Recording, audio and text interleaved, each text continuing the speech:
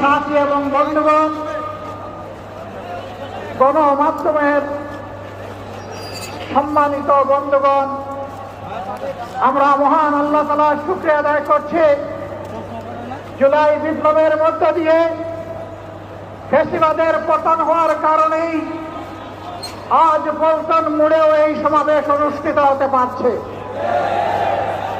আলহামদুলিল্লাহ রাব্বিল আলামিন। প্রিয় দেশবাসী,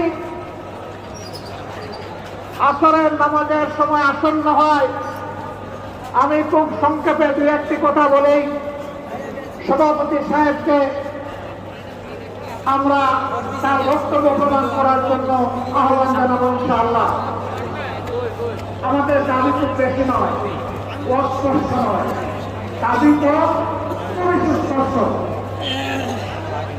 এক নম্বর দাবি হচ্ছে জুলাই বিপ্লবকে স্বীকৃতি দিতে হবে।